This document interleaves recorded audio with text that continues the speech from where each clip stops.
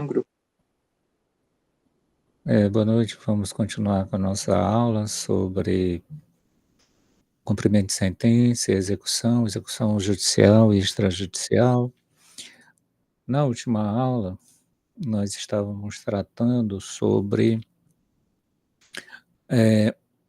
os títulos judiciais, títulos executivos judiciais, e ficamos na sentença penal condenatória, título judicial. Lembrando que a sentença penal condenatória, deixa eu colocar aqui o slide.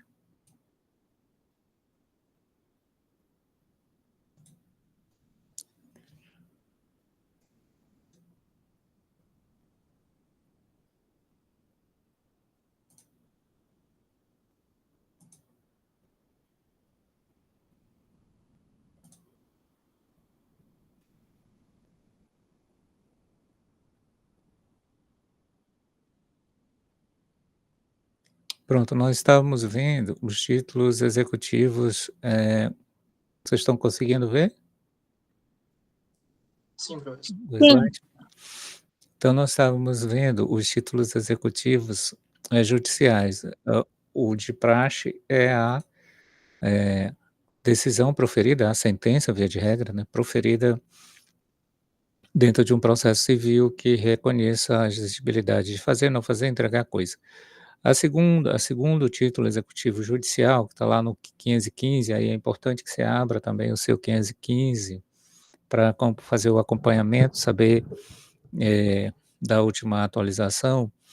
A, a decisão a decisão homologatória de autocomposição judicial,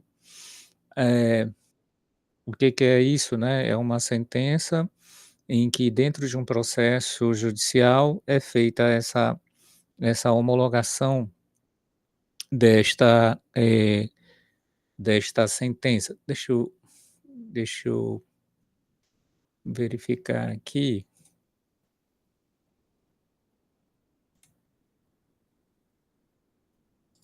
Eu estava com um processo aberto aqui. Saiu.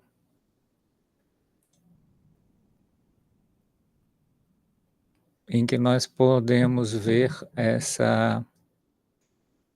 esse tipo de processo. Deixa eu só abrir aqui o processo. Esse tipo de situação, né? Quando é uma sentença homologatória, no qual houve um processo na justiça e as partes, então, por algum incentivo, por alguma concessões mútuas, elas entraram em acordo, e aí as partes entrando em acordo, esse acordo é homologado pelo juízo onde corre a vara, onde corre o processo, pelo juízo da vara. Deixa eu ver se eu consigo mostrar aqui para vocês uma situação em que houve um processo, nesse processo, as partes chegaram a um acordo e o juiz homologou, e para vocês entenderem o que é o segundo título executivo judicial, né. Deixa eu ver se eu consigo aqui compartilhar e mostrar aqui uma sentença. Deixa eu ver se acho que é essa daqui que vai dar. Aí vocês me confirmem aí se conseguem enxergar. Bom, isso aqui é um processo judicial, né, correndo hoje em dia, os processos são todos eletrônicos, né, e eles funcionam desta forma. Tudo online você vai navegando aqui nas peças do processo e tem acesso ao processo. Isso daqui, portanto, é um processo, deixa eu começar aqui, ó. Esse processo aqui é uma você quer um exemplo de uma sentença que homologou um acordo feito dentro do processo, que é esse item 2 que nós estamos vendo, né, a execução de título judicial. Então, como é essa sentença, né? Ela é bem simples, basicamente o juiz vai informar que as partes entraram numa conciliação, entraram num acordo, e o juiz vai então, eh, homologar esse acordo, né, fazer basicamente, eh, um processo de jurisdição voluntária, dentro de um processo litigioso. Então a sentença é bem simples, a redação dela, vou ler aqui para vocês, se vocês estão conseguindo enxergar. Sim, não? Não estou conseguindo? Estamos vendo, professor. É, ela diz: "Trata-se de um pedido de homologação de acordo nos autos". Então, a autocomposição, quando ela é judicial, que é o item 2 lá do 515, né, é quando é um acordo feito nos autos de um processo. Então tem um processo e as partes, entendem pela pela homologação.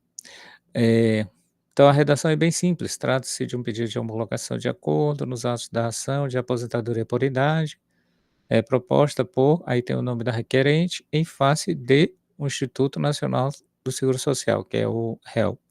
Foi concedida antecipação de tutela, o INSS em contestação ofereceu uma proposta de acordo, ó, tá aqui ó, ofereceu uma proposta de acordo.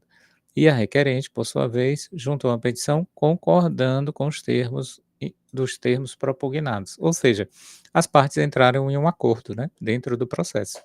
Isso é muito bom, né, porque abrevia, não precisa ter toda a fase de instrução de provas, etc. E aí o que que o juiz vai fazer? Ele só diz o seguinte: ante o exposto, ou seja, diante que as partes entrarem em acordo, homologo, então ele usa esse termo, homologo, né, homologo o acordo a que chegaram as partes, cujas cláusulas ficam fazendo parte desta sentença, atribuindo ao mesmo caráter de título executivo judicial, que a lei já diz que a autocomposição firmada dentro do processo, concede ao título o valor de título executivo judicial, e aí ele reafirmou isso no texto da sentença, né. Eh, então, ele reafirmou isso no texto da sentença e, deu o caráter de título executivo judicial. Ele não precisava ter feito isso, tendo em vista que a própria lei eh, já confere a esse documento o caráter de título executivo judicial. E aí ele ainda esclareceu, né, passível de execução em caso de descumprimento do pactuado, pelo que, por conseguinte, julgo extinto o processo com resolução do mérito, isso é importante, né, com resolução do mérito, porque faz coisa julgada material, não meramente a formal, então as partes não podem mais rediscutir essa causa de pedir, esse pedido que foi veiculado nesta ação, porque uma vez que houve a composição, o julgamento é com resolução do mérito. Na forma do artigo 487, inciso terceiro, letra B, do Código de Processo Civil. Então, a gente pode ir aqui no Código de Processo Civil, olhar o que que diz o 487, letra B, né, 487, letra B do Código de Processo Civil. 487,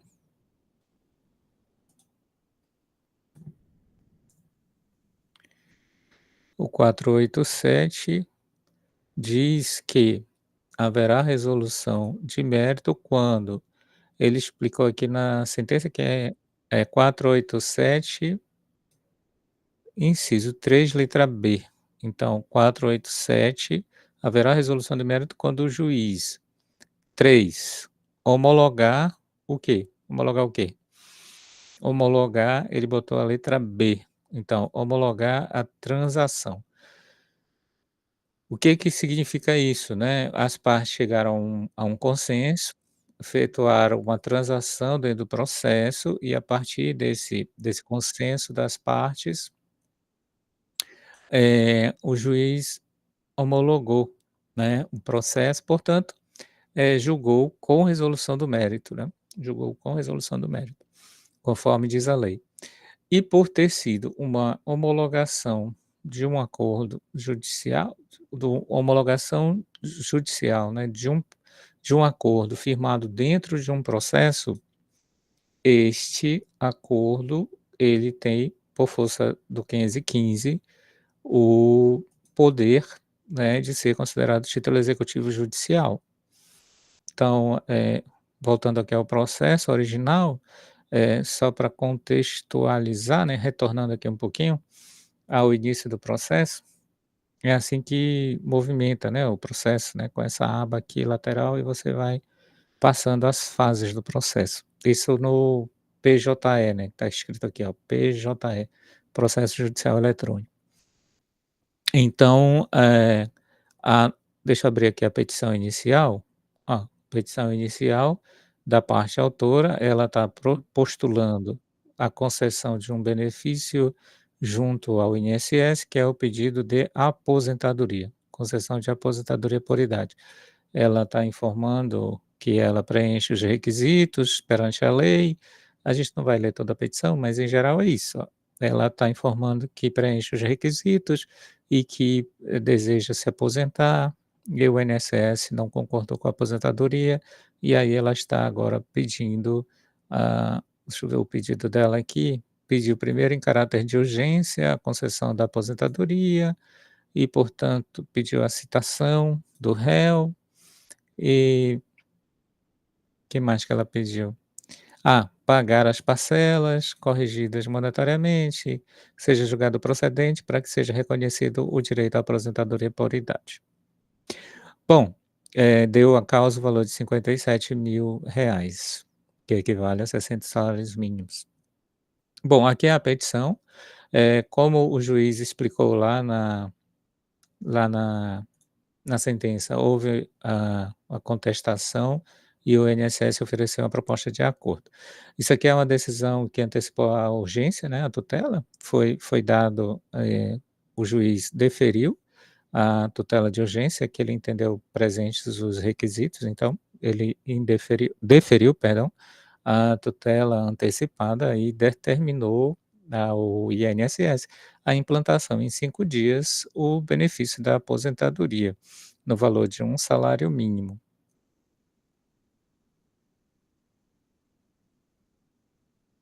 Astraentes, então ele fixou uma multa, de R$ 500 em caso de descumprimento.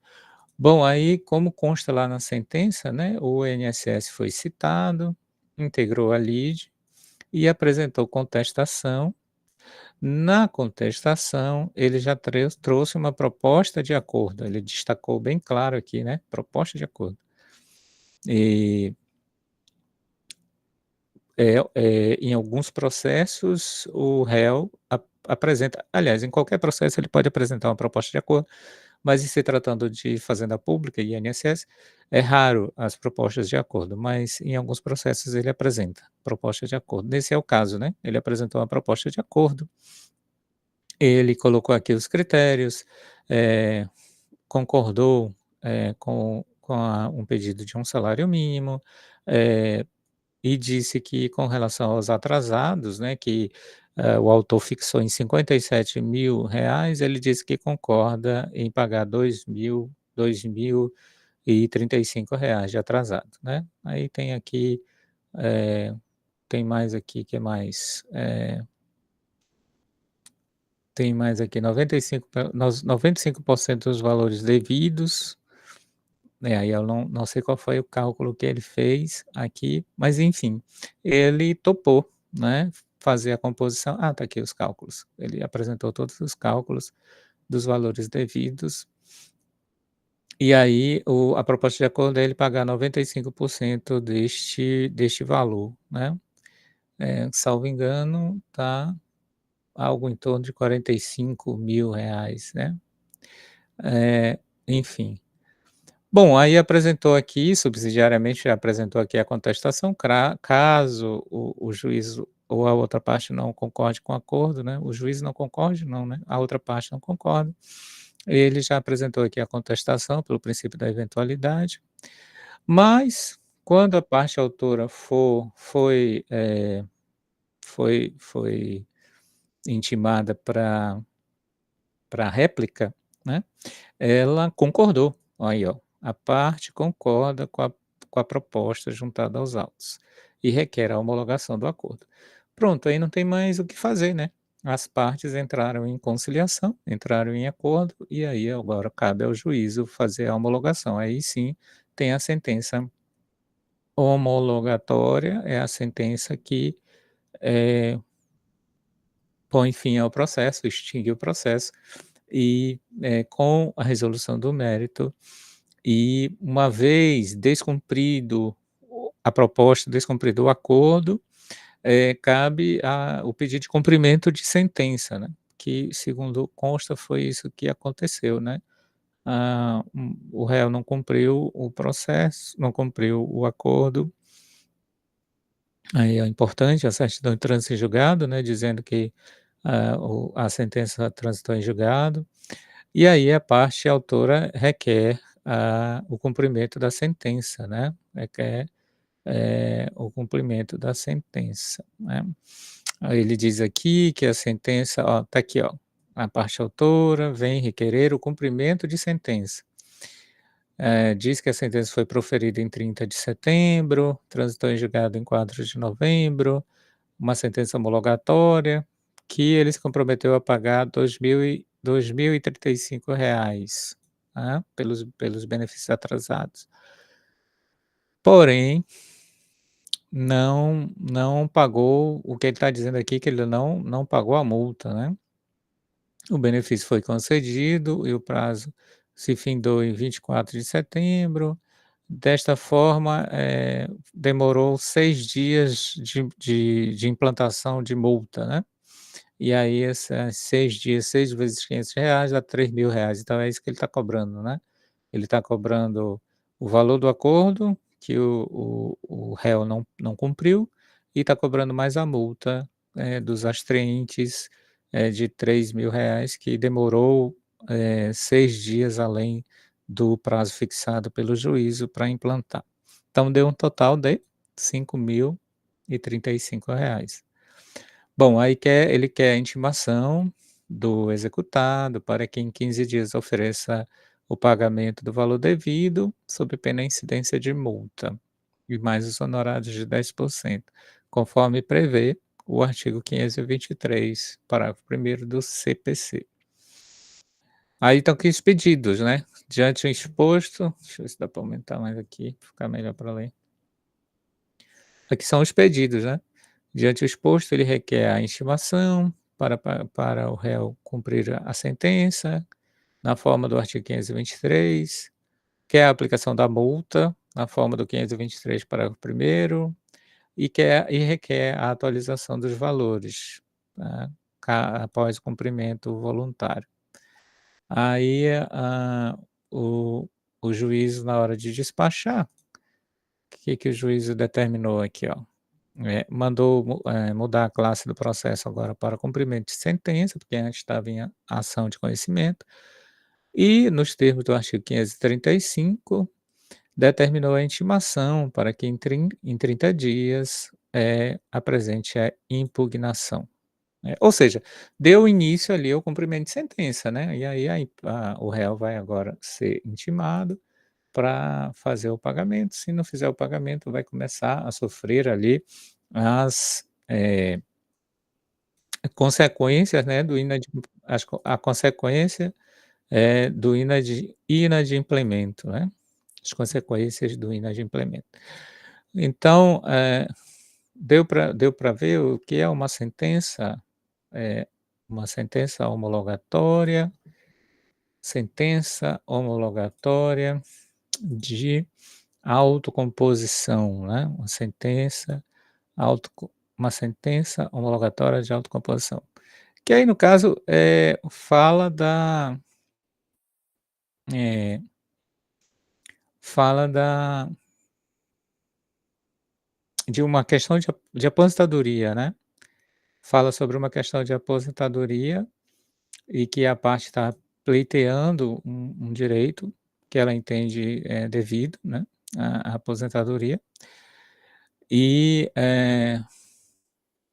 concordou, a outra parte veio e trouxe uma conciliação, e aí a parte veio e concordou com este pedido, né, e uma vez, concordando com este pedido, ah, não há mais o que fazer, né, a não ser, o juiz homologar do jeito que ele homologou, né. É, umas questões ainda que poderia, eh, suscitar, que está aí no slide, né, que essa composição pode pode ter, pode abranger também terceiros, né, pode abranger também terceiros. Que não estejam no processo. Isso é uma possibilidade dentro, do do Código de Processo, dentro do acordo. Afinal, é acordo, se as partes estão, eh, se estão disponíveis, e querem encerrar essa pendenga, né, e querem encerrar essa questão por meio de uma conciliação. Que assim seja, né, que seja feita dessa forma justamente para que, eh, as partes tenham, uma uma solução mais rápida, né, porque a gente já viu nas estatísticas processuais que, de fato, demora bastante, né, a o trâmite total do processo, né.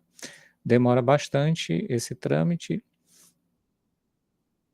e aí de fato, quando você consegue fazer uma vamos dizer, uma composição dentro do processo, é a melhor saída para todas as partes. Então esse é o segundo título, né, a decisão homologatória de autocomposição. O terceiro é a decisão homologatória de uma autocomposição quando ela é extrajudicial, tá, uma composição extrajudicial. O que é uma composição extrajudicial? É aquela composição em que as partes fizeram fora do processo, então elas têm ali, vamos dizer, elas chegaram a um consenso dentro de um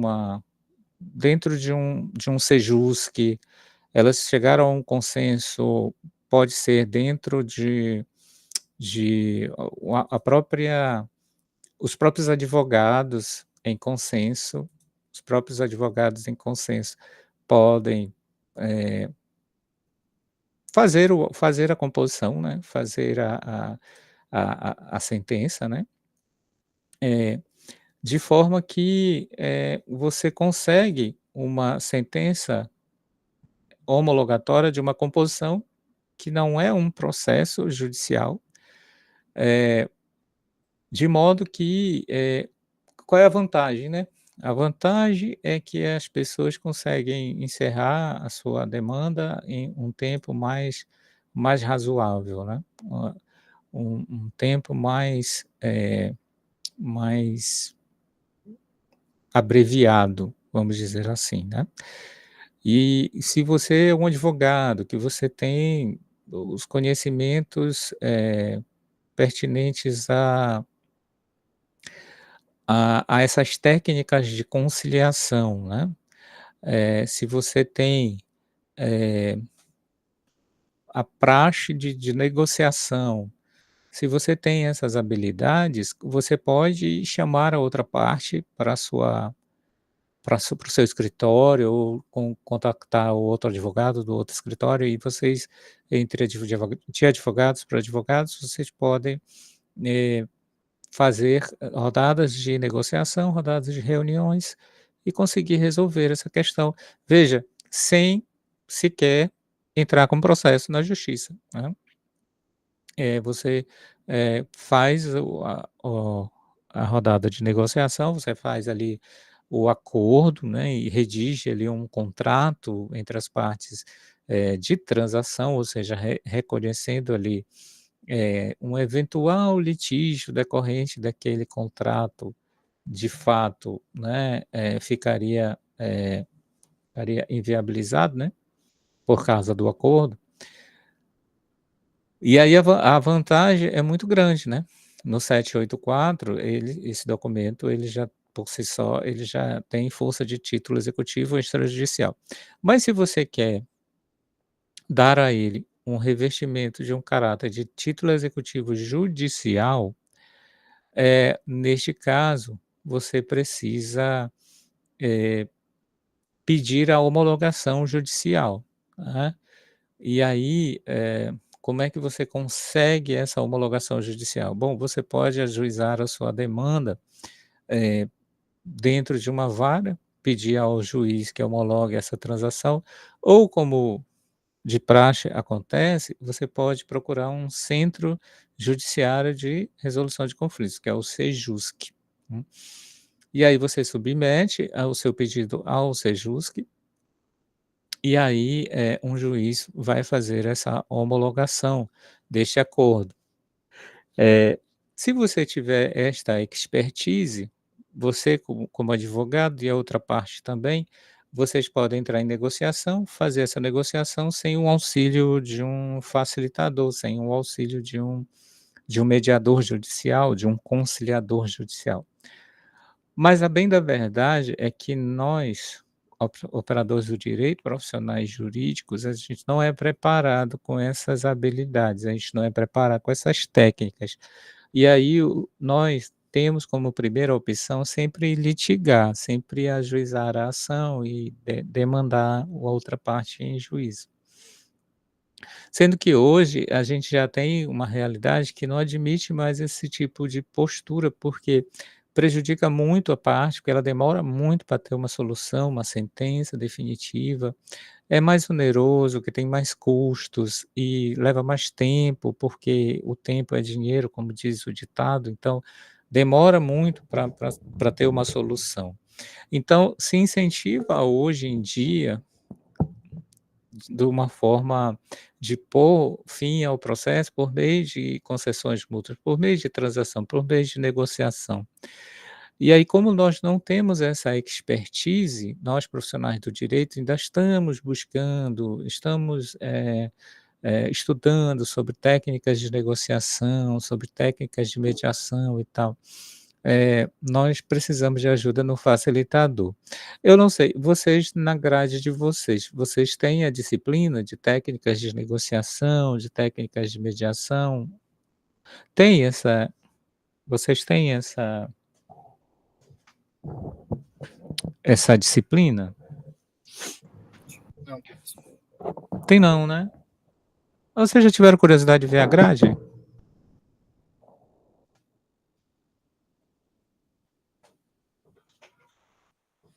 Tiveram curiosidade de ver a grade de vocês? Porque o MEC determina que os cursos de direito agora tenham essa disciplina, né. A última vez que eu vi isso daí, na Universidade Federal era matéria optativa, né, era uma matéria optativa. E segundo o MEC agora tem que ser obrigatória, né, então é importante vocês se certificarem disso. Acessar lá a matriz e verificar, né, que deve ser obrigatória, né, a matriz curricular deve ser obrigatória.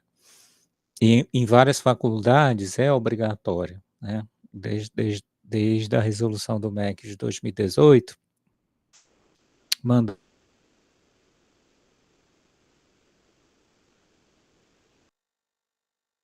você ter essa disciplina, né, de técnicas de negociação, técnicas de mediação, justamente porque, hoje em dia, aguardar a sentença judicial, pura e simples, é uma providência que pode gerar prejuízos, eh, incalculáveis, né, porque o processo demora muito, ainda é muito custoso e tem outras formas de tentar resolver, como, por exemplo, a negociação. Mas como eu estava dizendo, né, como nós não temos essa expertise, por exemplo, vocês, né, até agora ainda não tiveram essa disciplina, né, e pelo que disseram não tem na grade de vocês essa disciplina. É bom conferir, porque o MEC manda ser obrigatório, né, essa disciplina. E aí qual vai ser a solução? Como a gente não tem essa expertise, a gente tem que procurar um profissional que tenha essa expertise para poder facilitar esse processo de negociação. Quem é esse profissional hoje em dia, né, no mercado? É o conciliador ou o mediador judicial. Então essas pessoas, elas têm, uma expertise em auxiliar as pessoas que estão em conflito para tentar uma composição amigável. E onde é que eu encontro, via de regra, esse profissional? Bom, eu encontro ele nos centros judiciários de solução de conflitos. Eu até perguntei se vocês conheciam os Sejusques, os Sejusques de Teresina. Eu acho que tem mais ou menos uns 4, 5, da última vez que eu fiz essa contagem, deixa eu ver aqui, no site do tribunal, quantos centros judiciários de solução de conflitos existem. Olha aqui, ó, dá para ver aqui, ó. Centro Judiciário de Solução de Conflitos do Piauí, né. Então tem um que funciona lá no segundo grau. É isso. Deixa eu ampliar aqui para ver se melhora. É, tem um que funciona lá no segundo grau, tem um no primeiro grau de jurisdição tem, um que funciona no Fórum Cível, outro que funciona no Senajus, outro que funciona na Universidade Uninova FAP, outro na Facide, Sesvale, Staceuti, FATEP, ó, tem vários, ó. Faculdade 7, Faculdade Maurício Nassau, que eu disse que é onde eu trabalhava, né, a faculdade tem lá um Sejusc, e a UESP também tem. Ó, aí tá faltando a UFP, né, a UFP tá está em falta aí, né, com os centros, né. Vocês poderiam dar uma sugestão, né, para os coordenadores, né, para quem é as pessoas de gerência e da UFP para instalar um Sejusc, né. Em Parnaíba tem também, tem na Uninasal Parnaíba, que mais? Oeiras, Picos, Floriano, Corrente, Piripiri, Crisfap, Valença. Olha aí, até em Valência tem, né. Eu digo até em Valência porque é longe, né, é longe, um pouquinho longe. E ainda tem mais os itinerantes, que é o fundiário itinerante e o Sejusc móvel, tá. Olha só que interessante, né. Então, o que é esse centro, né? O centro é o local onde você vai levar o seu acordo para homologar ou que você vai levar a sua demanda para tentar negociar com a outra parte, né.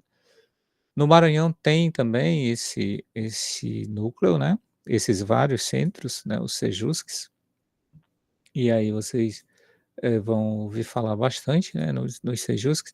E aí, via de regra, é lá no Sejusc que você vai encontrar esse segundo título executivo judicial aí, que é melhor dizendo, esse terceiro título executivo judicial aí, que é a sentença que homologa uma autocomposição extrajudicial. Por que que é extrajudicial? Porque ela foi feita fora do processo. Aí, ali dentro do centro, ainda que ela tenha sido feita lá no centro, numa audiência de conciliação e tal, mas ainda não tem uma ação instaurada, ainda não tem um processo propriamente dito, né. Tem ali um requerimento administrativo de uma pessoa postulando, a solução amigável ali àquela sua controvérsia, né. Sejusc, é uma sigla para Centros Judiciários de Solução de Conflitos e Cidadania. Como eu disse para vocês na aula passada, eu sou coordenador do do segundo Sejusc em Titimon. Nós temos 2 Sejuscs em Timon, e eu sou coordenador, eh, de um desses, né, de um desses centros. E aí eu vou mostrar aqui para vocês essa sentença homologatória de autocomposição, né. Deixa eu abrir aqui ela para gente gente ver como é que ela é estruturada, né. É um pouco diferente daquela estruturação da sentença judicial, o que homologa um acordo judicial. Veja lá, tem um processo, tem as 2 partes dentro do processo entraram numa conciliação e o juiz homologou. Aqui não, aqui ainda não há um processo, as partes entraram em um acordo e estão pedindo a homologação antes do processo. Então, vou mostrar aqui, eh, de fato, parece à primeira vista que é a mesma coisa, né, porque todos correm dentro do processo, né, o processo judicial eletrônico, o PJE, que é a mesma abazinha aqui, PJE, mas aqui você já vê que é diferente, né, a classe do procedimento é outra, lá era uma ação de conhecimento, aqui é uma homologação de, transação. Bom, aqui na na sentença ela vai dizer o seguinte: trata-se de pedido de homologação de um acordo extrajudicial, né, esse destaque é importante, né, extrajudicial, proposto por, aí bota o nome da parte requerente e o nome da parte, requerida. E aí diz assim, ó: as partes compareceram a uma audiência de conciliação, né, realizada no segundo Sejusc, que é o Sejusc que eu sou coordenador, e aí fizeram um acordo. Deixa eu ver aqui como foi esse acordo, né. E aí as partes transigiram nos seguintes termos. Bom, aí começa aqui as cláusulas do acordo, né, sobre as obrigações da cessão de contrato, sobre as obrigações da restituição de valores, e aqui estabeleceu-se uma restituição, né, será restituído R$ 4.500 em 10 parcelas de R$ 450. A forma de pagamento, o pagamento será realizado mediante a conta bancária, eventual inconsistência dos dados, bancários informado para a parte autora, pode ser retificado ali, né, por esse telefone. Bom, tá aqui o acordo, né, as partes requererão homologação, cumpridos os termos, as partes outorgam-se plena, geral e rogável quitação, as partes renunciam ao direito de recorrer da homologação. Bom, tá aqui foi redigitado o acordo, né, aquele acordo, que ficou construído lá na audiência, com o auxílio de um conciliador judicial, mediador judicial. E então prossigo aqui na sentença dizendo que as partes pleitearam homologação e obedeceu às normas de direito material, é o relatório, que é bem sucinto, e decido. O presente pedido de homologação é formulado em face do entendimento ocorrido entre as partes envolvidas no conflito. Elas entraram em acordo, cuja solução foi alcançada pelo meio adequado de tratamento, com a observância do disposto do parágrafo 2º do artigo 3º do CPC, que é lá nas normas gerais fala da do incentivo às soluções consensuais, com a utilização de um meio eletrônico, uma videoaudiência. Aconteceu uma audiência no curso desse processo, nos termos do parágrafo 7º do artigo 334, que prevê essa audiência, pode ser de forma eletrônica, e nos termos do artigo 46 da Lei de Mediação. Observando os critérios formais de validade, verifica-se que o acordo firmado entre as partes traduz-se numa livre declaração de vontade. Não existe nenhum óbice à homologação, cujo trâmite é regulado pelo provimento número tal da Corregedoria de Justiça. E aqui tem o link para acessar o o provimento, né. Assim, observados os requisitos de validade e ausente qualquer vício de vontade na declaração, resta a este juízo homologar o acordo. Isto posto, confruco do artigo 487, inciso 3, a linha B do Código de Processo Civil, veja que o artigo é o mesmo, né, o artigo é o mesmo, só que o título tem outra natureza agora, né. É uma homologação de transação, como diz lá o 487, né, podemos até voltar aqui para mostrar, né. O 487 fala da homologação de transação, né. Haverá resolução do mérito quando o juiz 3, né, homologar 3 B de bola, né, homologar a transação, né, por sentença. Portanto, neste caso, eh, o fundamento para o juiz, formular a sentença é o mesmo, né, é o 487, só que a natureza do título é outra, né, como naquele primeiro caso lá, era um acordo feito dentro de um processo judicial, ali iria formar o título judicial pelo 515-2, né, que é a homologação de autocomposição de um processo judicial. Aqui é no 3, né, que é a homologação de uma autocomposição extrajudicial, tá. Basta feita que as 2 foram homologadas, né, pelo juiz, elas passaram agora a ser, título de execução, título judicial, tá, todas as 2.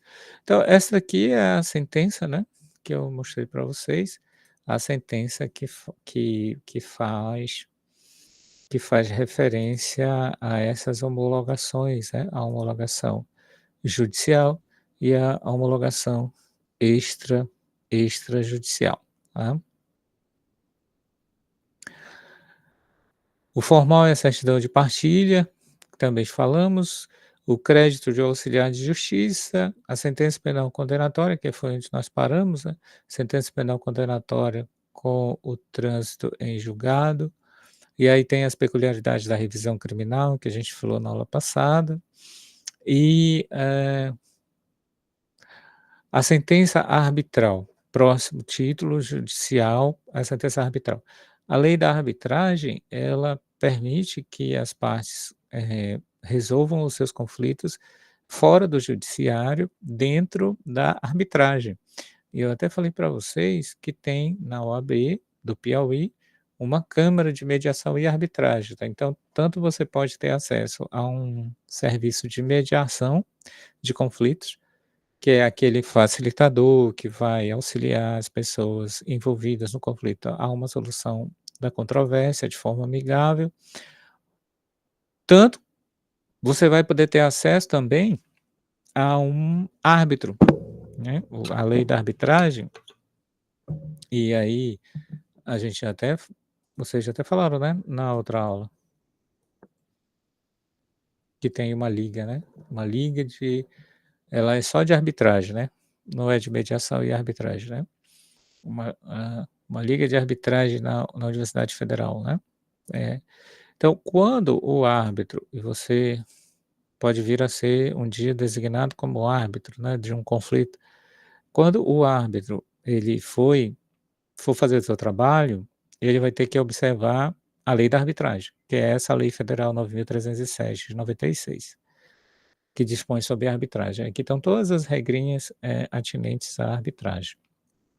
Uma das regras é que qualquer pessoa pode, ser, árbitro, né. A arbitragem, ela não exige que as pessoas façam alguma alguma algum pertencem a algum sindicato, pertencem a alguma associação, sindicato dos árbitros, associação dos árbitros, não, não tem nada disso. Qualquer pessoa pode ser, árbitro de qualquer conflito, desde que as pessoas, concordem, né, as pessoas concordem. O Diego está falando aqui, está no artigo 13. Está no 13 o quê? O que está no 13? Qualquer pessoa pode ser árbitro, desde que tenha Ah, confiança das partes. é, é. No 13, né? Isso, qualquer pessoa pode ser árbitro desde que tenha confiança das partes. E aí a grande vantagem é interessante, né, a grande vantagem é que, eh, não tem recurso, né, não tem recurso. Então, o árbitro proferiu ali a sentença e essa sentença, não tem recurso, né. Eh, o Diego falou também: "Olhei a grade, não tem também arbitragem". Ó, pois é uma situação Não, professor, bastante eu estava dizendo que eu olhei a grade, não tem essas técnicas de negociação. A única coisa que tem é arbitragem, mas é o rotativo. tem a arbitragem, né. Pois é, mas é interessante que tivesse também a outra, né. É interessante vocês fazerem aí uma um movimento junto às às autoridades de gestão para verificar essa questão das técnicas de mediação, né. É. Aí, o Diego colocou aqui a grade, né. Não tem, né. Pois é importante que tenha, né, a resolução do MEC determina que tem. Então, aí a grande vantagem da arbitragem é isso, não tem recurso, a solução tem o mesmo valor de uma sentença condenatória, e eu preciso que essa sentença arbitral seja homologada pelo juiz? Não, não tenho, o próprio árbitro, ele já tem esse poder, né. Outro título executivo judicial é a decisão homologada pelo STJ, decisão estrangeira, né, uma sentença estrangeira, ela ela só vai poder ter, valor no Brasil, exceto a sentença, de divórcio, né, de divórcio. Quando a sentença de divórcio consensual foi produzido, se as partes chegaram a um acordo lá no estrangeiro e amigavelmente entraram num consenso e esse consenso foi homologado por um juiz, igual como tem essas sentenças homologatórias aqui que eu mostrei para vocês, essa sentença sim, ela não precisa ser homologada novamente aqui na justiça brasileira, né. O artigo 961 do nosso Código de Processo, ele tem essa previsão, né. A sentença estrangeira de divórcio consensual produz efeitos no Brasil independente da homologação, tá. Então isso é uma ressalva. De regra, todas as outras sentenças, sentenças estrangeiras, né, que a gente está falando, elas produzem efeitos apenas no seu respectivo território, né. Não é diferente, né. Uma sentença proferida por um juiz brasileiro vai ter efeito dentro do território brasileiro. Para que se tenha efeito fora, precisa se olhar a legislação daquele outro país para saber se aceita uma sentença estrangeira. No nosso caso no nosso caso,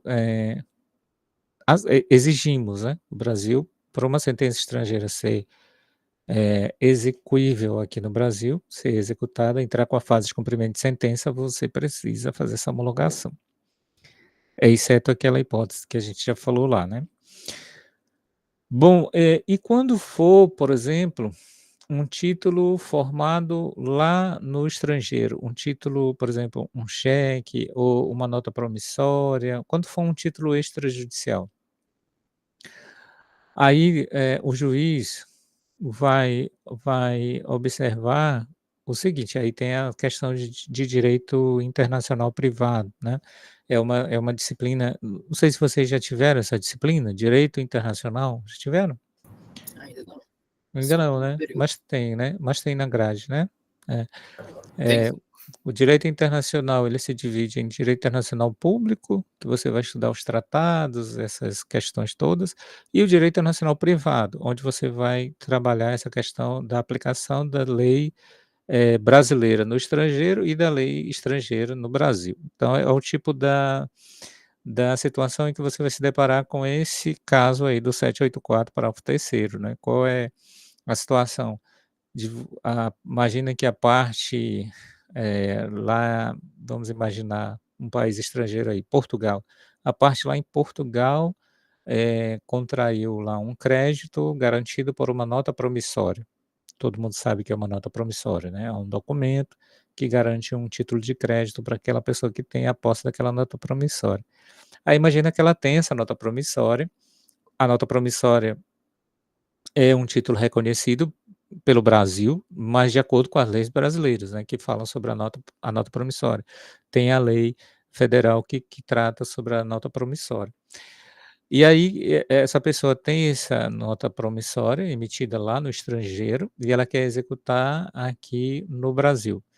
Bom, o que que o juiz, quando receber esse pedido de execução, o que que ele vai ter que observar? Bom, ele vai ter que observar, primeiro, né, eh ele vai ter que fazer um estudo de direito internacional privado para saber se o título foi formado, de acordo com as leis, daquele país, de onde ele foi formado.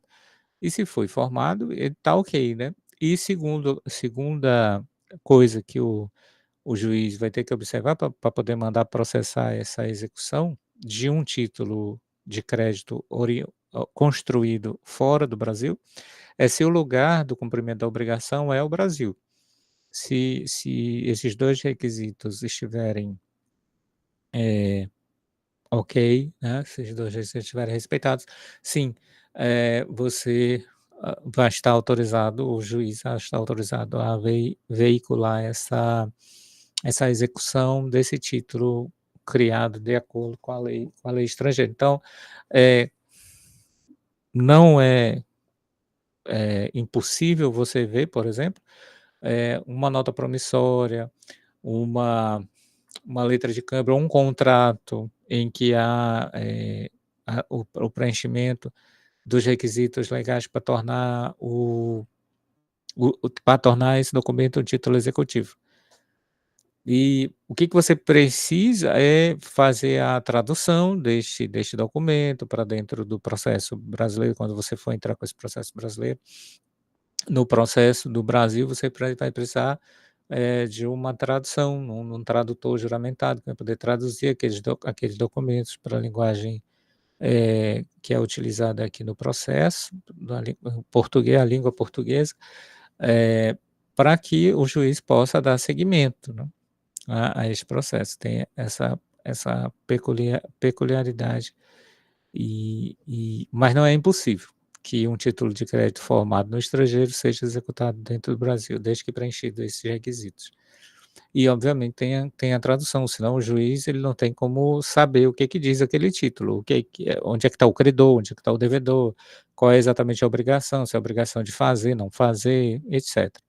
Então tem que estar traduzido, aí tem os tradutores, né, os tradutores juramentados, né, que são as pessoas que são nomeadas como auxiliares da justiça para fazer, essas traduções, né. Eu creio que eh, tem aqui a previsão do tradutor, do intérprete, quem que pode é, bem aqui, ó, vou mostrar aqui onde é que está, no Código de Processo, o artigo artigo 62, né, artigo 62. O juiz vai nomear um intérprete quando necessário para traduzir um documento redigido por língua estrangeira, que é o caso, né, que a gente está falando, é um documento que foi produzido lá na na no e no meu exemplo de Portugal não precisa, né, obviamente, né, mas se fosse produzido, sei lá, na China ou produzido no na Arábia, né, que tem um idioma, bem diferente do nosso, precisará de que o juiz nomeie um tradutor, para que ele possa, fazer a tradução, justamente para o juiz poder conseguir ler o documento, né, porque o documento vai estar em língua estrangeira. Então tem essa peculiaridade aí e tem essa previsão dentro do processo de permitir aí que o juiz nomeie esse profissional. E vai fixar os honorários dele e tudo mais como se fosse um perito, né. E a decisão, estrangeira, que não seja sentença, né, a decisão interlocutória estrangeira, ela precisa, para ser cumprida no Brasil, precisa também da homologação do STJ. Então imagina uma ação de alimentos, onde na legislação estrangeira, ou lá, por exemplo, nos Estados Unidos ou na Espanha, um país estrangeiro, a pessoa ingressa e o réu está aqui no Brasil, né, para ser cumprida, essa cobrança de alimentos aqui no Brasil. Então, o processo ainda está correndo lá, o juiz de lá deu só uma tutela de urgência, e essa decisão ela é interlocutória, porque ainda não resolveu o processo. Ela pode ser executada aqui no Brasil? Pode, desde que o STJ faça a homologação. E aí começam os títulos executivos extrajudiciais. A gente viu os judiciais e agora vê os extrajudiciais. O primeiro deles é o item 1 do 784, que é a letra de câmbio, a nota promissória, duplicata, o debênture e o cheque. Esses termos, o mais usual é a nota promissória e o cheque, são mais fáceis de você conseguir enxergar e de você conseguir, ver, né. A letra de câmbio, duplicata e debêntures são títulos que são mais difíceis de você ver no dia a dia, é mais relacionado a operações de empresas, operações empresariais. Você vai ter mais uma familiaridade com esse título quando você estiver estudando direito empresarial, ou também chamado direito comercial, né. Aí você vai conhecer o que é uma letra de câmbio, o que é uma duplicata, o que é um debênture, o que é um cheque. Mas em geral, gente, são documentos que a lei, reveste eles do poder deles serem títulos executivos, extrajudiciais. E aí o poder que esses documentos têm de serem títulos executivos judiciais autoriza o detentor desse documento, o credor, a entrar com a execução direta. Então você já queima aquela etapa toda da ação de conhecimento, né. Isso é muito bom. Então você ter um título executivo na mão é bem vantajoso para você, né. Então é por isso que é importante conhecer quais são esses documentos. Bom, nesse caso aí de letra de câmbio, nota promissória, debênture e cheque, principalmente, porque eles são títulos de crédito, além deles serem títulos executivos, eles são títulos de crédito.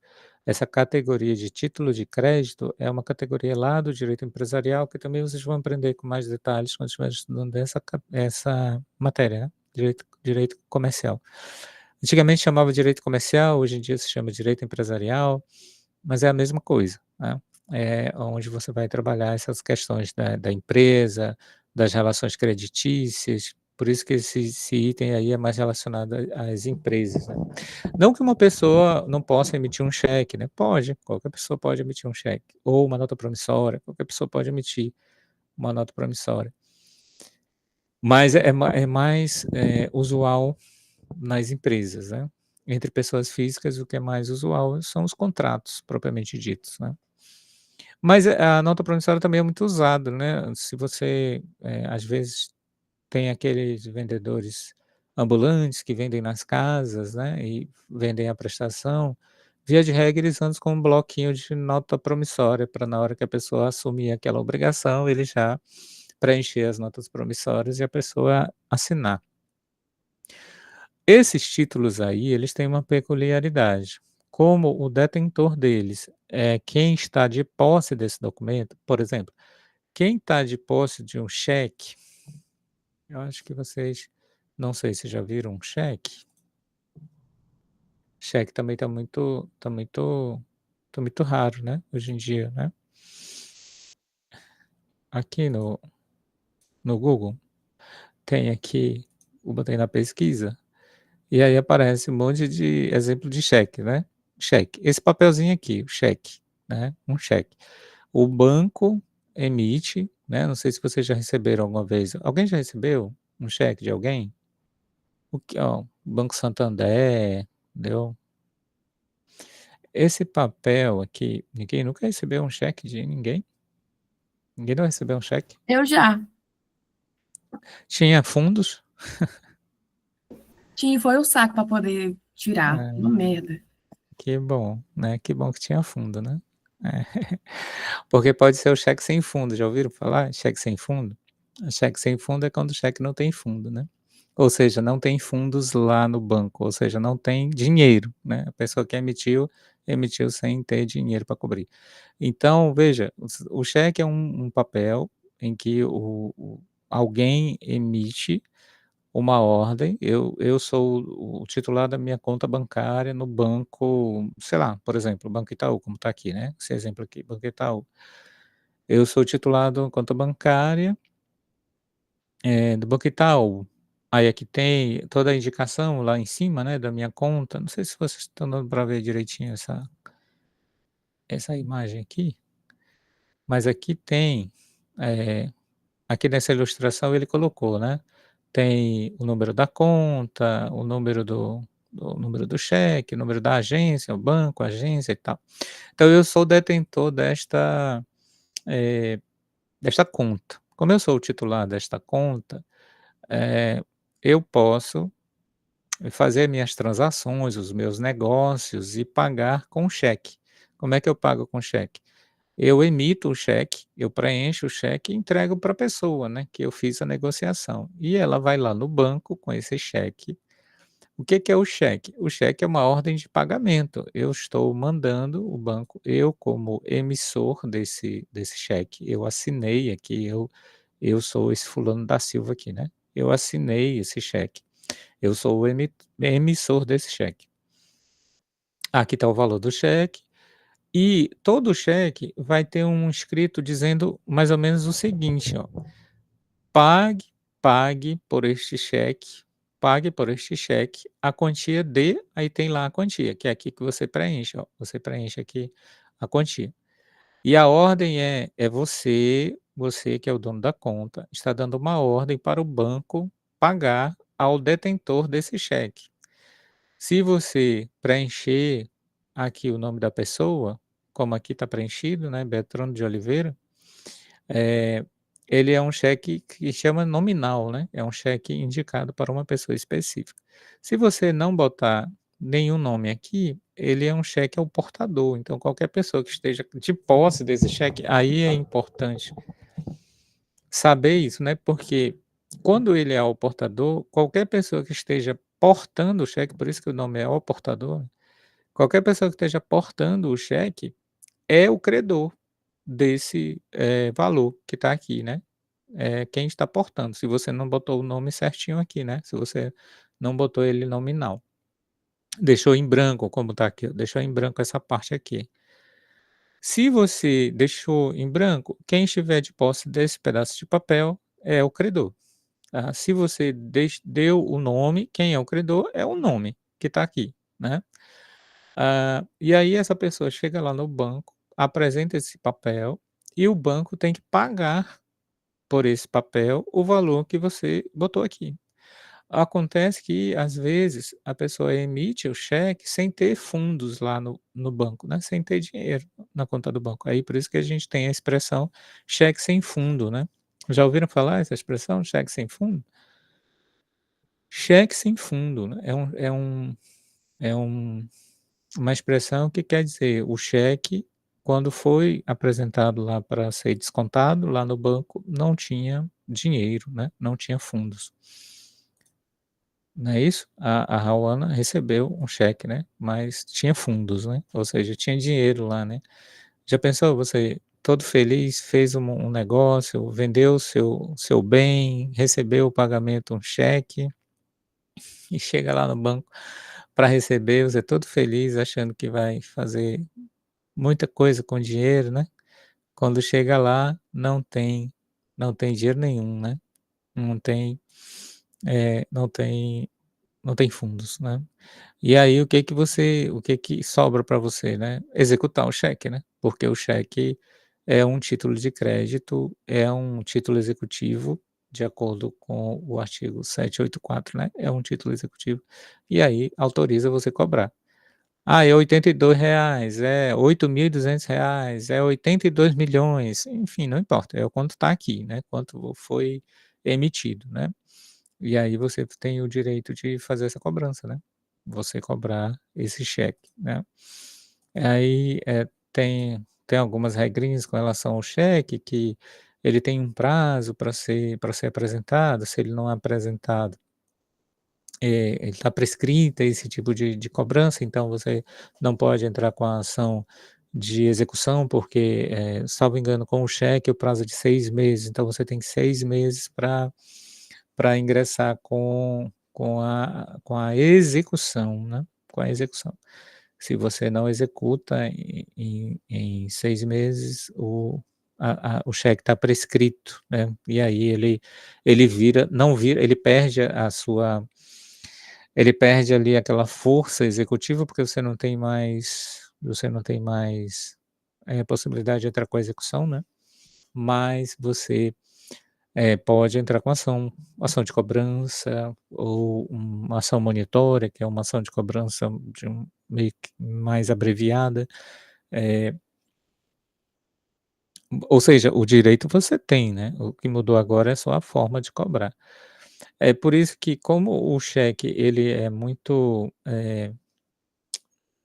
frágil em termos de comprovação de que tem dinheiro lá, né, muitas lojas hoje em dia já não aceitam, muitas transações evitam aceitar o cheque, em alguns lugares tem lá escrito: "Não aceitamos cheque", não sei se vocês já viram essa expressão, né, "Não aceitamos cheque", justamente por conta da dificuldade que é depois para você cobrar essa dívida, né. Você se não tiver fundo, você vai entrar com uma ação de execução extrajudicial desse título, e você tem que correr, né, porque o prazo é muito curto, para entrar com 6 meses. E, outra alguém já recebeu um cheque sem fundo alguma vez? É raro, né, hoje em dia, é bem raro os os cheques, né. Eh Aí ele tem essas características, todos esses documentos aí, eles têm essa característica que você tem que juntar o original em mãos. Quando você for apresentar uma cobrança de um título de crédito dessa categoria aí, né, letra de câmbio, nota promissória, duplicata, debênture e cheque. Porque eles são títulos de crédito, e títulos de crédito, eles têm uma característica, eles circulam. Então, por exemplo, você recebeu um cheque, o cheque é de 100 e mas o cheque você só vai conseguir descontar ele daqui a 15 dias, e você está precisando do dinheiro hoje. E aí você pega esse cheque, que não foi endereçado a você, foi ao portador, então não tem destinatário, e você pode ir numa empresa de factoring, por exemplo, e vender esse cheque. O cheque vale 100, ela pode lhe pagar 80. Então eu te pago 80 hoje por esse cheque e eu recebo os 100, daqui a 15 dias. Um exemplo hipotético, né. Então esse cheque circulou, ele saiu, caso eu aceite fazer essa transação para receber logo, esse cheque saiu da minha mão e foi para a mão da pessoa que me pagou os 80. E a pessoa agora é o detentor, agora ela é o credor, agora ela é o credor dos 100. E aí, de repente, ela acha que vai demorar muito para receber ou acha que não vai receber e ela pode passar para um terceiro. Aí ela passa para um terceiro, diz: "Olha, isso aqui vale 100, né, eu vendo para você por 90", por exemplo, né. E aí a pessoa diz: "Tá, eu pago 90, e aí você recebe 90 hoje, eu recebo os 100 daqui a tantos dias. E essa pessoa que recebeu agora ela é o credor. Então a a circulabilidade de um título de crédito, ele é muito importante para a economia, porque as pessoas precisam de crédito à vista e muitas das vezes esses títulos de crédito, eles são a prazo. Via de regra, eles são a prazo. E aí, pra ter o dinheiro circulando mais rápido, se faz necessário circular, vender, fazer essas transações. E aí, o credor original, aquele credor original, hoje em dia ele não é mais o credor, ele já recebeu, ele já circulou com aquele crédito. E como é que eu sei agora quem é um credor? Via de regra, é quem está de posse do título. Imagina aquele cheque de 100 que ficou circulando.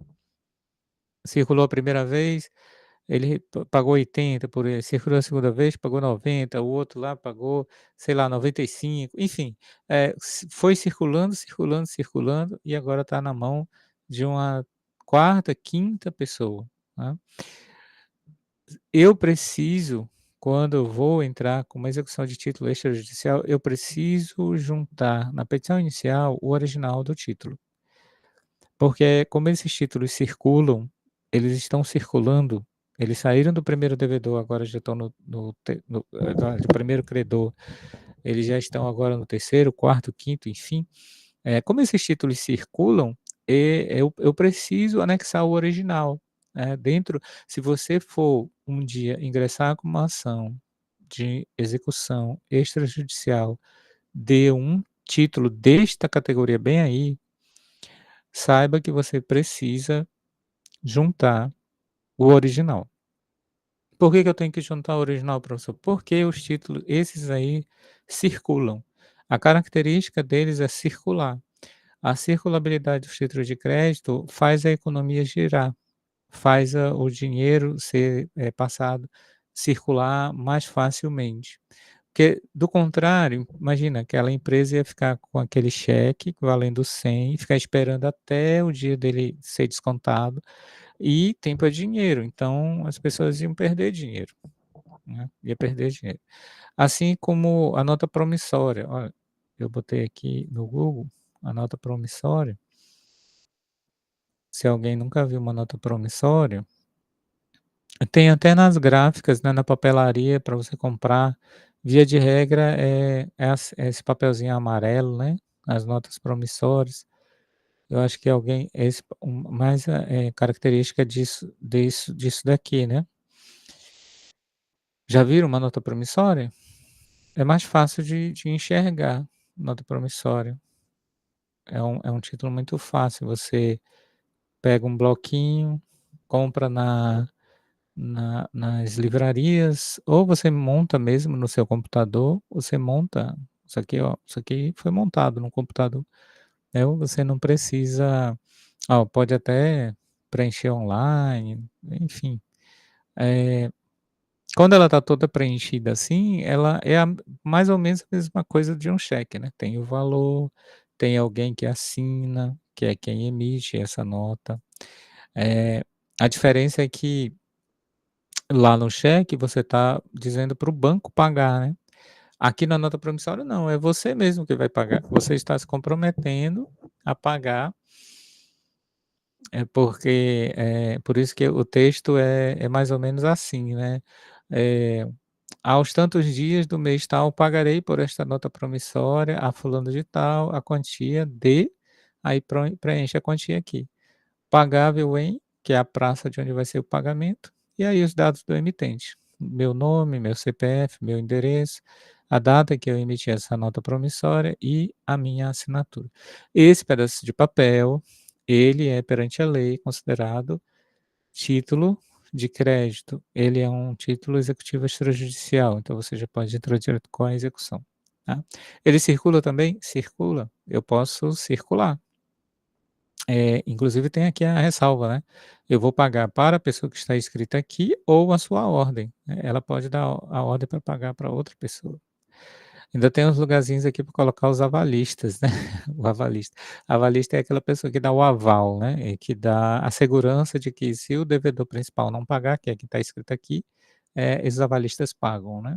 Então dependendo do valor da nota promissória, pode-se exigir avalistas, assim, o credor que tá ali recebendo essa nota promissória, pode exigir que o devedor dê mais seguranças, né, dê mais garantias, né, e o aval é uma garantia muito importante. Então uma nota promissória, vocês já viram uma nota promissória na vida? Alguém já emitiu uma nota promissória? Alguém já recebeu uma nota promissória? Cheque nós temos uma, né, a Ruana recebeu um cheque, né. Hoje são muito raros os cheques. Mas nota promissória é mais comum.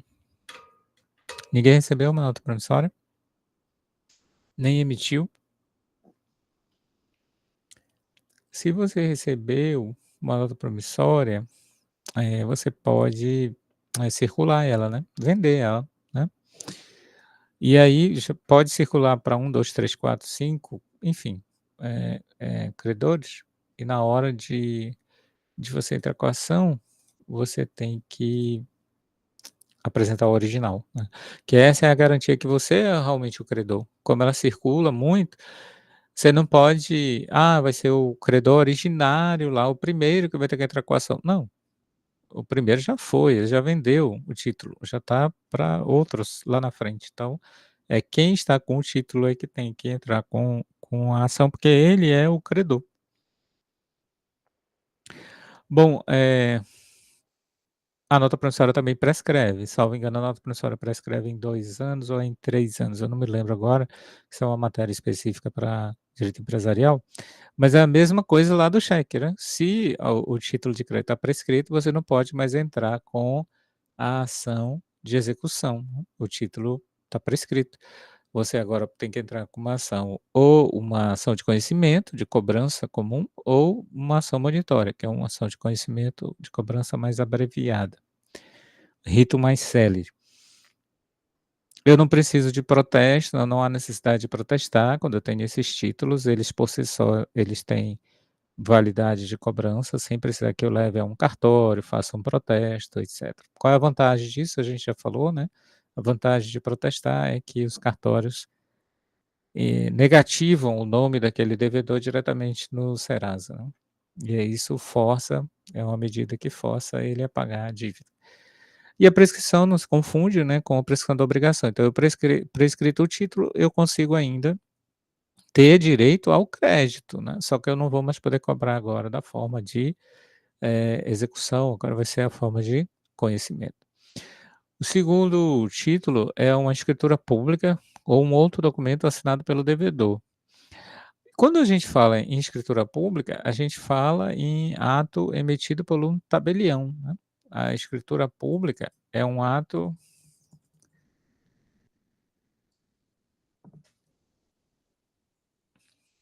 feito em cartório, né, em geral é um ato feito em cartório e que, é revestido da solenidade, tendo em vista que quem faz a escritura pública é o tabelião, né. E por ele ter esse revestimento dentro de uma escritura pública, ele tem o valor jurídico de, título executivo, né. Então, se você convence o devedor a pagar a dívida, se você convence o devedor a pagar a dívida e coloca ele lá no cartório, perante o tabelião, para ele, colocar isso numa escritura pública, então você vai ter ali um título de crédito, né. Aqui tem um um exemplo, né, de uma escritura pública bem antiga, né, uma escritura pública de compra e venda, né, uma escritura pública de compra e venda, feita no cartório, né, num determinado cartório, no 9º cartório de notas de São Paulo, e desse caso aqui era uma escritura pública de compra e venda. Mas todas as todas as escrituras públicas, elas geralmente têm o mesmo formato, né. Inclusive os dizeres basicamente são os mesmos, né. Então esse daqui, ó, ele era do tempo da datilografia, né. Escritura pública de compra e venda que faz de um lado o outorgante o vendedor, o instituto tal, e de outro lado o comprador, a companhia tal. Aí, ó, saibam quantos esta escritura virem que aí o tabelião vai começar a contar, né, que aos 30 dias de junho do ano de 1977, olha aí, vocês ainda não tinham nascido.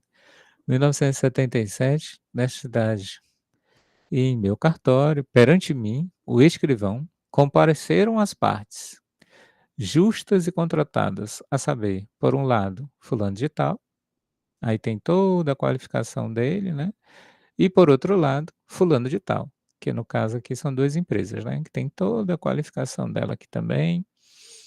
E aí eles compareceram para quê, afinal de contas, né? Aí ele vai dizer aqui: "Compareceram", onde é que termina as qualificações, olha. Ó, que face ao constante processo administrativo por escritura de promessas de compra e venda, lavrada em 30 de setembro de 73, ratificada em 74, em 58, ambos no cartório da cidade do Rio de Janeiro, prometeu vender, ó, prometeu vender o imóvel a seguir descrito. Aí vai descrever aqui todo o imóvel, né, quais são os imóveis. Ou seja, é um documento solene que demonstra que alguém foi lá no cartório e fez alguma declaração perante o tabelião. Como os notários e registradores, eles têm fé pública, eles podem, fazer escrituras públicas, esse documento, né, ele é revestido de, veracidade, presunção de veracidade. Aí aqui tem as várias questões aqui no decorrer da escritura pública, né, que eh ele vai detalhando o que aconteceu. E no final, né, eles todos assinam e o tabelião lavra a chamada escritura pública, né. Isso aqui é um exemplo da escritura pública de compra e venda, né. E pronto, este documento, ele é revertido de um título executivo extrajudicial. Se, está aqui estabelecido uma obrigação de fazer, uma obrigação de não fazer, uma obrigação de entregar, no caso aqui é uma compra e venda, né, é uma obrigação de fazer, né, transferir o título e tal, é o pagar o preço, que no contrato de compra e venda são essas obrigações, né, entregar a coisa e pagar o preço, de regra. E você pode, como credor, entrar direto com a execução de título extrajudicial, porque você tem em mãos uma escritura pública, né. Por isso que é título executivo no 784(2), a escritura pública é o outro documento assinado pelo devedor, reconhecendo, né. Eh, a escritura pública que vocês viram, né, esse exemplo aqui que peguei na internet, é um documento privativo do tabelião. É um documento público que, a escritura pública, melhor dizendo, né, a escritura pública é um ato privativo do tabelião. Documento público, a gente já viu a diferença, né, entre documento público e particular, é um documento emitido por um funcionário público, né. Então, não confunda a escritura pública com documento público. A escritura pública é uma coisa, documento público é outra. A escritura pública é um ato notarial mediante o qual o tabelião recebe a manifestação de vontade interessada à criação de atos jurídicos.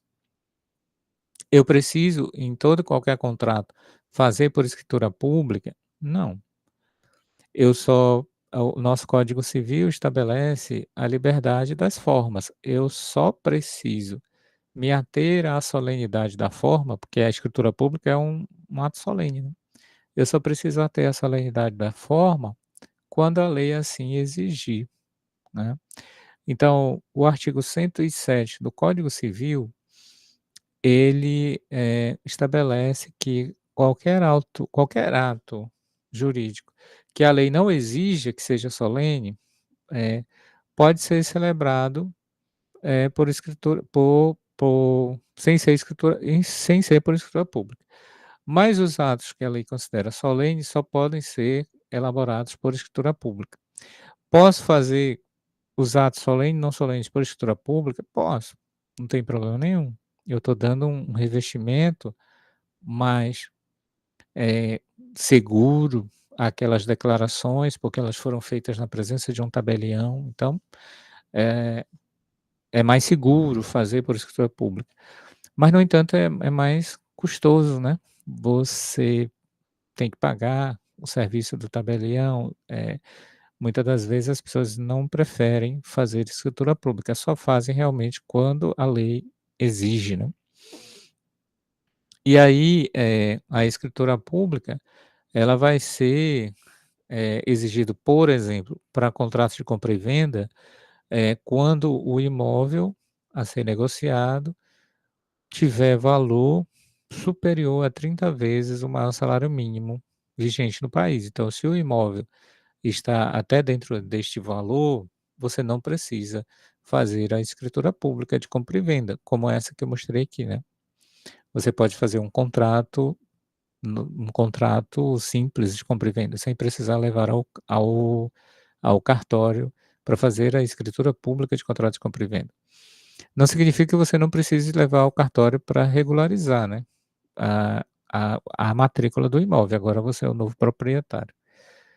Mas a escritura pública pura e simples da compra e venda você não precisa mais, né.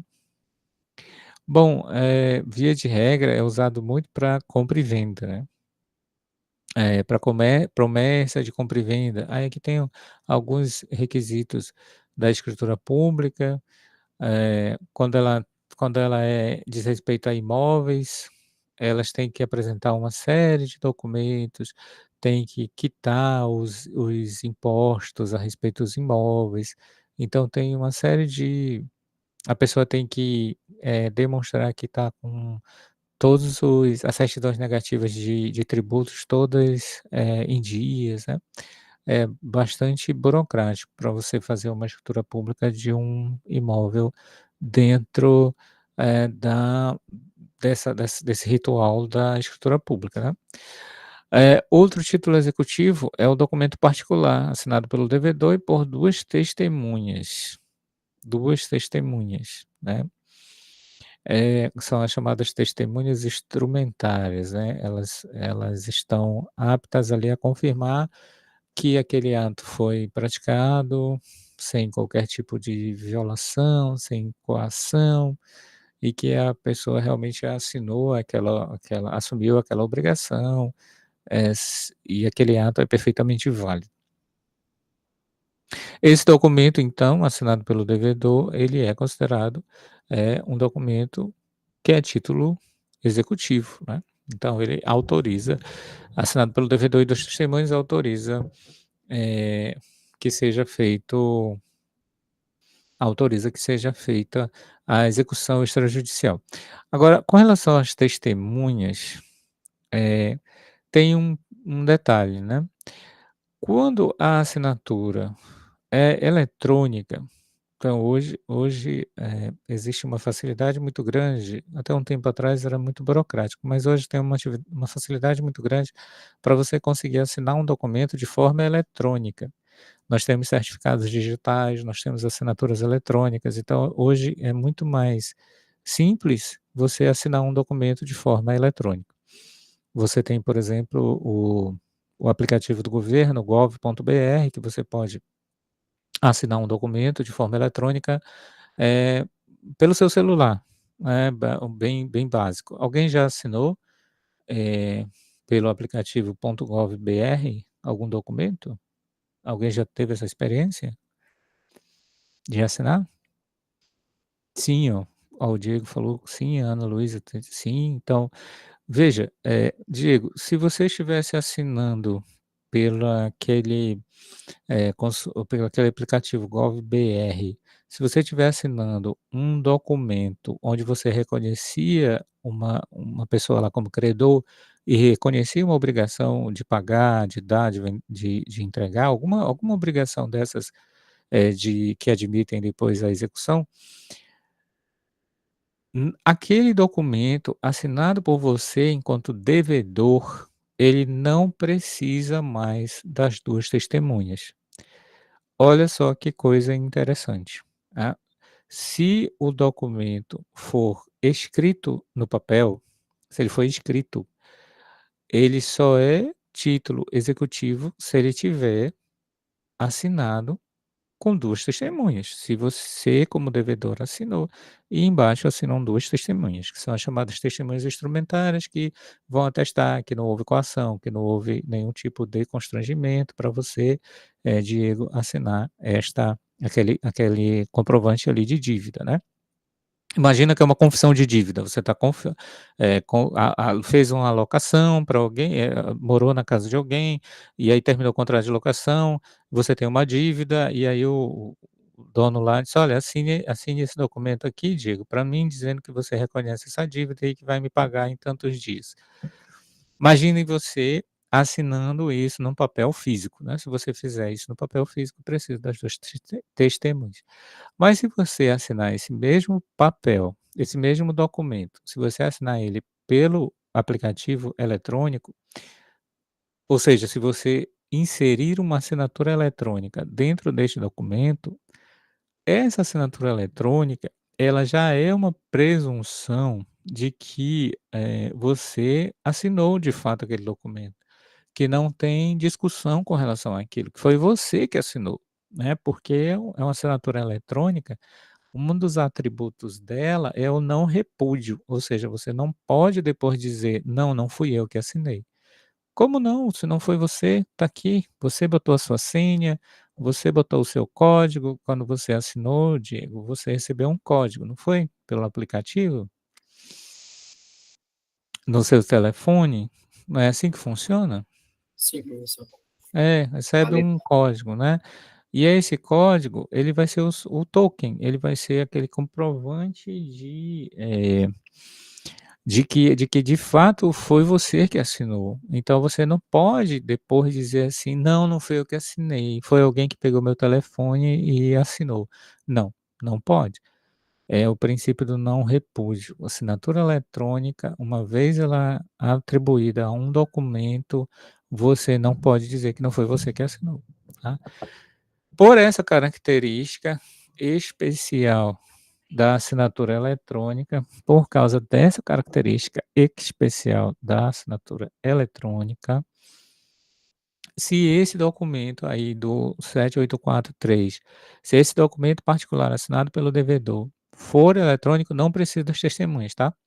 Não precisa das testemunhas. Se for físico, precisa das testemunhas, tá bom? O próximo, instrumento de transação referendado pelo MP, defensoria, advocacia, pelos advogados dos transatores ou por conciliador mediador credenciado do tribunal. Esse acordo em que você conseguiu montar, lembra da hipótese que eu falei, né, dos advogados fazerem, rodadas de negociação e resolver a questão lá do cliente deles, e isso vai virar um documento, né, um contrato de transação onde vocês estabelecem ali as obrigações de cada um, reconhecimento de cada um, e os prazos para pagamento, etcétera. Esse documento por si só, se foi assinado pelos advogados ou por um advogado, não precisa ser, dos 2 advogados, cada um ter um advogado, né, é usual, né, cada um ter um advogado, mas pode ser um advogado só, que tenha conseguido fazer a negociação. Eh, Esse documento, por si só, como eu tinha falado, né, ele é documento de título executivo extrajudicial, você pode executar ele diretamente.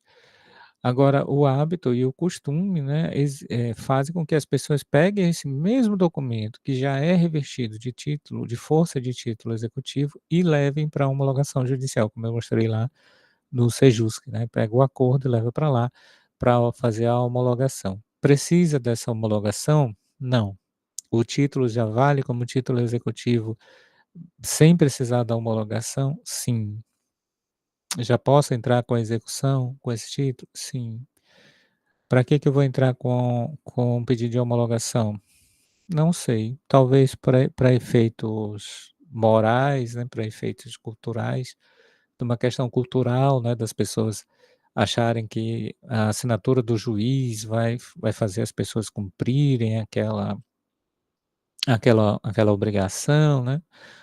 Mas hoje em dia as pessoas estão muito esclarecidas, né, a respeito de tudo, então hoje em dia você vai para a internet e descobre efetivamente as consequências de cada coisa, então as pessoas aos poucos vão se dar conta de que não tem diferença prática.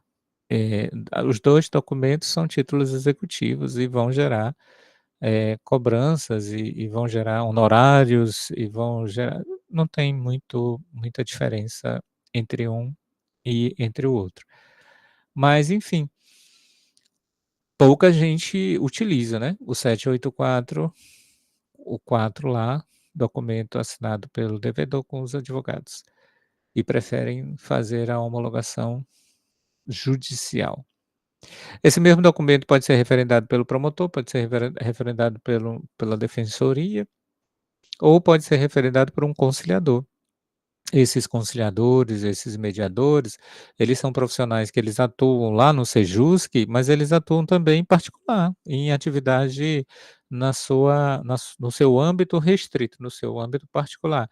Então ele pode ter lá o seu escritório, ele pode, sei lá, ter a sua câmara de mediação e pode, fazer, acordos privados, ou seja, que não sejam parte lá do seu horário de trabalho lá do Sejusc. E sim, é possível você contratar um mediador, vocês, né, que estão em conflitos, contratarem um mediador, ele, facilitar o entendimento, facilitar o acordo, conseguir redigir, um termo de acordo, que é isso que ele faz todo dia lá no Sejusc, e agora ele está fazendo no seu escritório particular. E, eh, esse documento, tendo em vista que ele referendou, que ele assinou, esse documento referendado por um mediador, conciliador credenciado junto ao tribunal, ele tem força de título executivo extrajudicial.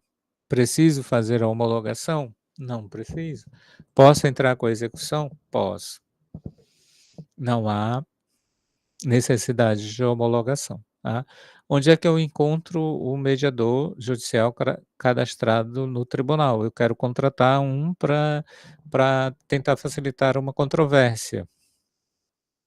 Bom, você pode encontrar, eh, na internet.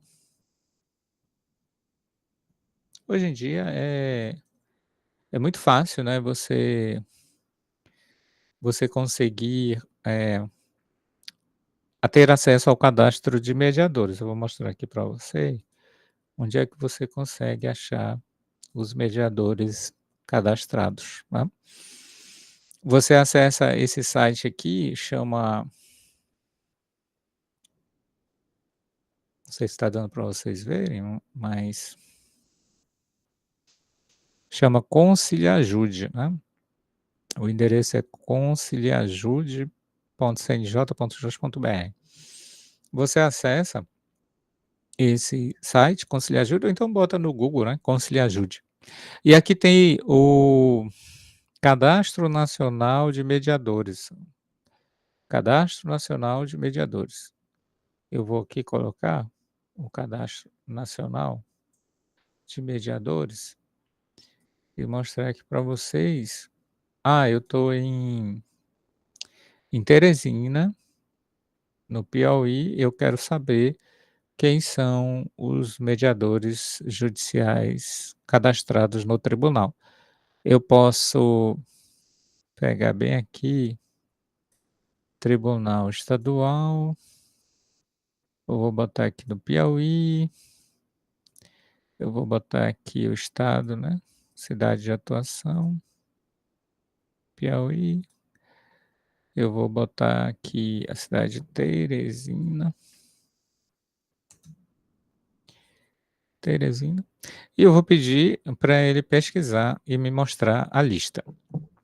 Bom, aí foram encontrados 27 profissionais, cadastrados no tribunal.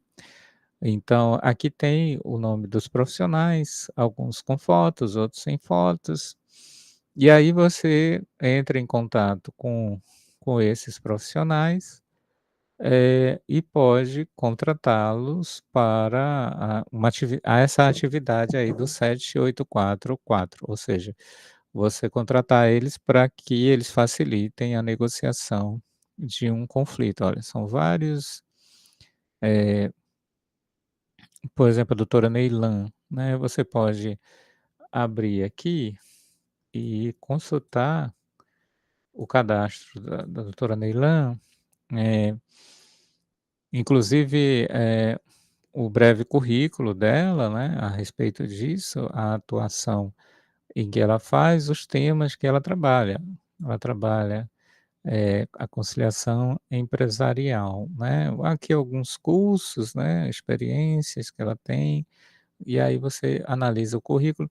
Se quiser, você pode também baixar o currículo Lattes, né, o currículo Lattes da da mediadora que você quer contratar.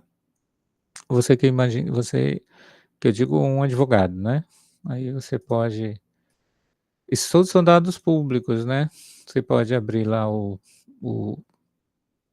conceito lá do currículo Lattes, e aí ver com mais detalhe a respeito do currículo daquele profissional, os cursos que tem, as vinculações e livros publicados e etcétera, né. Eh, então, é dessa forma que você consegue encontrar um mediador judicial. Nesse site Conciliajude, você encontra o mediador judicial, que é onde você vai fazer esse 784, o 4 aí, ou seja, você vai ter um instrumento de transação referendado por um conciliador ou mediador judicial. Esse é a forma adequada, né, de você seguir. E é melhor, né, consegue resolver de forma mais rápida através do acordo. 5, contrato garantido por hipoteca, é um contrato de garantia, vocês estão estudando direitos reais, né, então já sabem o que é a hipoteca. O contrato de hipoteca é um título executivo extrajudicial. Contrato de seguro de vida também é um título executivo extrajudicial. O crédito decorrente da enfiteuse, as enfiteuses não existem mais hoje em dia, né, no Código Civil, mas as enfiteuses que já existiam, o crédito decorrente dessas enfiteuses, elas são título de crédito também. O crédito decorrente de aluguel de imóvel, aquele contrato de aluguel, contrato de locação, ele é também título executivo. As certidões de dívida ativa, caso você deva um tributo para a fazenda pública da União, do Estado, do município. Essa certidão de dívida, ela é um título de crédito e autoriza a execução.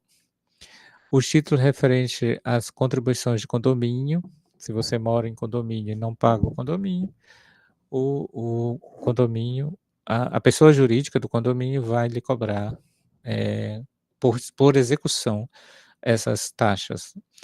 A certidão do notário, o do registrador referentes a emolumentos que não foram pagos, e todos os demais títulos que a lei, por disposição expressa, atribui força executiva. Então, basta que uma determinada lei atribua a um determinado documento uma força executiva, aquele documento está autorizado a ingressar como uma ação de execução extrajudicial, tá bom?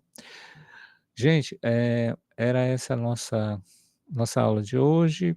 Agradeço aí a presença de todos e alguém tem alguma dúvida?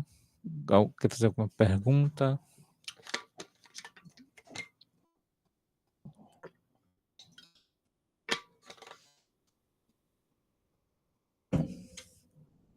Ninguém, né? Tudo certo. Então, vamos encerrando por aqui. A gente se encontra na próxima aula. Até lá. Boa noite para todos.